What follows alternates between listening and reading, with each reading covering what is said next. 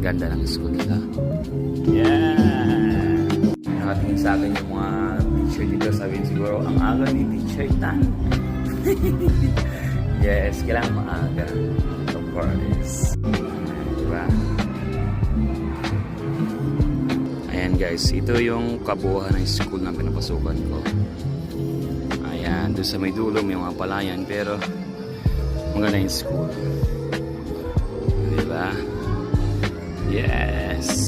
Ayan, pupunta naman tayo dun sa classroom natin, sa English room. Yes!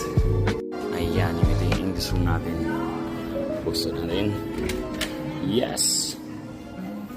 Alright! Nandito na tayo, magulo ang mga chair. Open natin ang switch para sa mga ilaw, sa aircon at electric fan. Yeah! Ayan guys, so nandito tayo sa classroom.